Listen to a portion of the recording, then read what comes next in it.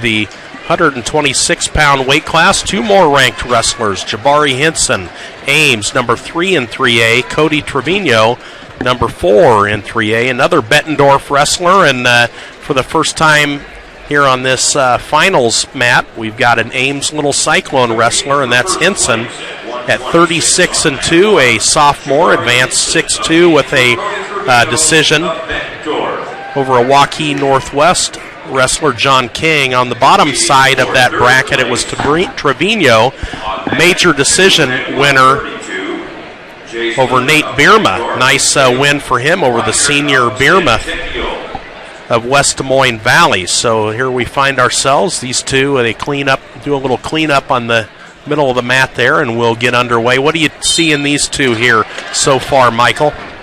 Well, Jabari comes from wrestling blood. His dad wrestled at Iowa State. He's actually a police officer in Ames nowadays.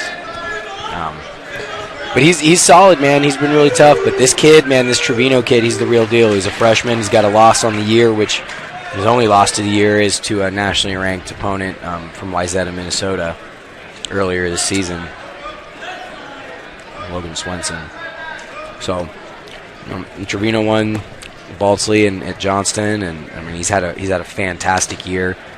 As far as in-state opponents go, there's nobody that's been able to take him down. So it'll be interesting to see what Jabari can take to bring to the table. He's gonna have to pick his pace up a little bit. I think the biggest thing that hurts him is he's got a lot of skills. He doesn't let him show enough sometimes. So we'll see which Hinson shows up.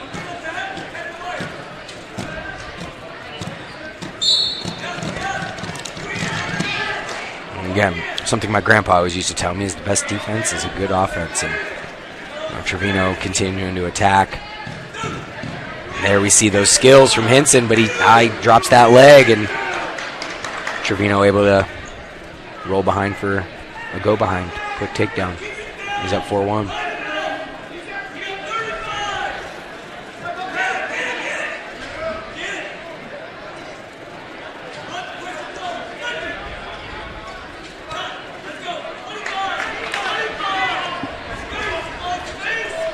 A couple of escapes here for Hinson.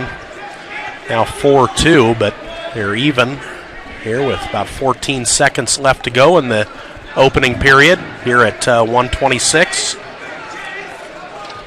And again, something I talk about a lot is that wrestling math. You can go get a takedown at the end of this period. Of course, time's going to run out, but we're right in the match. The Bettendorf coaches must be getting comfy in those chairs over there. They've been there for about 3 straight matches.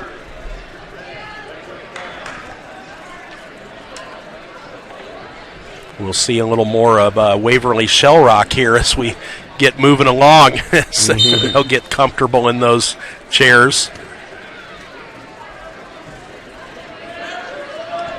So what do we need to see, do you think, out of Hinson here to kind of turn the tables a little bit? He gets an escape to make it 4-3, but to get in there and maybe get a takedown here and get the upper hand.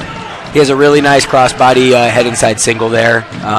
I think the biggest issue right now is he's not taking both hands to the leg. If he can do that, really lower his level and commit to his attacks and get a takedown of his own, right, then there it is. Both hands to the leg, right? He's in a position to score. He's got to scoop that low knee. Trevino may be looking to go Jonesy here. That's exactly what he's doing. But now he's got it. It's going to be difficult for Hinson and look for Trevino to kick over.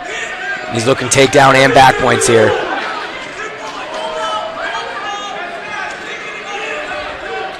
Maybe that too was awarded a little quickly, but that position is a tricky one because, again, the wrestler in control, right? There's one wrestler in control in that Jonesy tilt situation, and it's the guy initiating the tilt, right? So in order to abide by what back points are coming, because it's inevitable, right? You have to award that takedown quick. So it's a situation in which it gets a little sticky, right? Obviously, Hinson corrected that position immediately, but he still got rolled through on that tilt. So it'll be interesting to see. Obviously, the referees are conferring here. It'll be interesting to see what happens. I think they wave it off.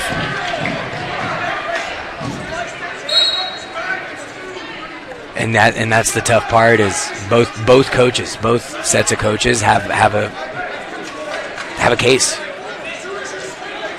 And again, it's just one of those situations where, if he was able to get one swipe in, maybe they were not having that conversation, but there were no back points swiped there. So you have to say maybe that's good to wipe that call off.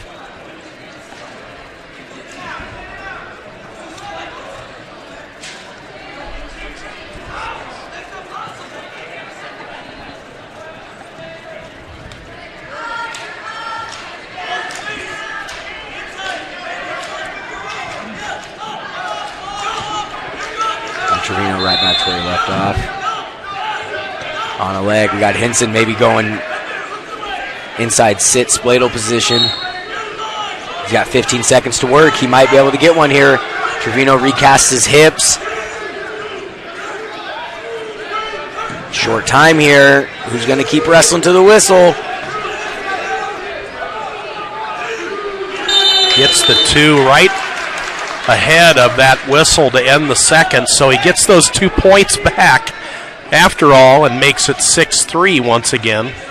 And obviously, we have a different advantage than what the referee had there, but as far as like high school rules and how the high school rules are written, a little different than college, I'm not quite sure if I would have awarded that.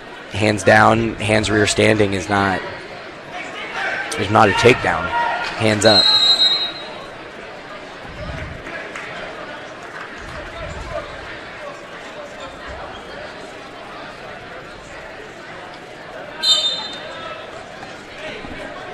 Really tough spot here, though, for Hinson, you'd think, being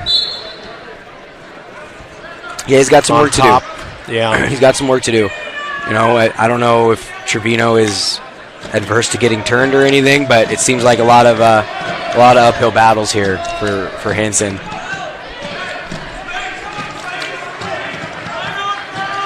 Now 7-3 as he cuts free the Bettendorf wrestler.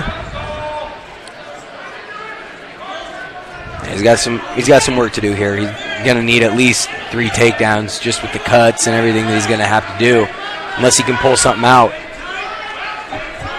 Again, he doesn't have a lot of time to do it.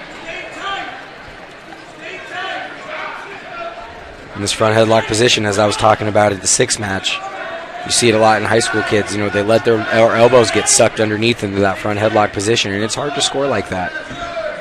You don't have any speed. You're getting tied up by the opponent underneath you.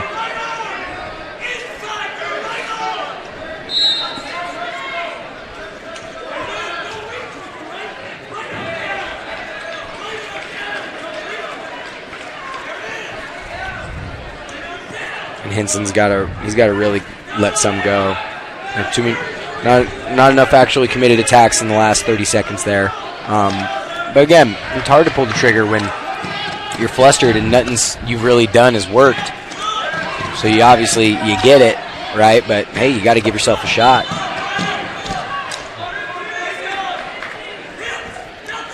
He's taking his shots now, but just 10 seconds left to go, and it's going to be too little too late.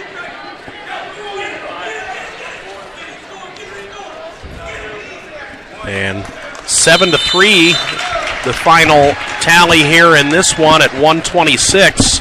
Cody Trevino of Bettendorf improves to 37-1 on the season, the Bulldog freshman. And that moves us to 132 pounds.